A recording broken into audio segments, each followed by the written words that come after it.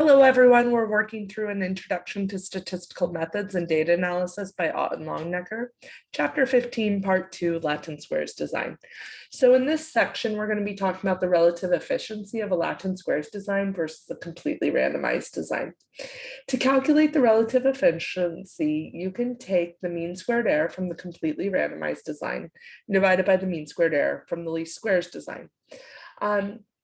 The way that we end up doing this is by calculating the mean squared error from the blocking variable of the rows plus the mean squared error for the blocking variable of the columns plus t minus 1 times the mean squared error, all divided by t plus 1 quantity times the mean squared error.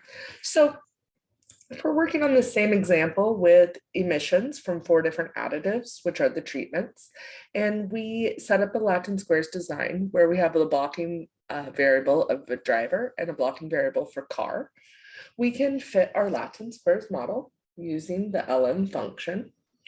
And then we can get the ANOVA table using the ANOVA function.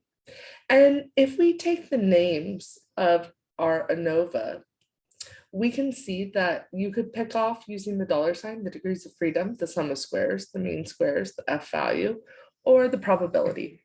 So what I'm going to do here to be able to calculate the relative efficiency is I'm going to save the ANOVA of fit of Latin squares, $sign mean square as the mean square. So the first value is the mean squared for the treatment. Then we get the mean squared for the driver, the mean square for the cars, and the mean squared error. Similarly, I'm going to save the degrees of freedom from the ANOVA table as DF. And we know that we have 4 treatments, so T is equal to 4, right?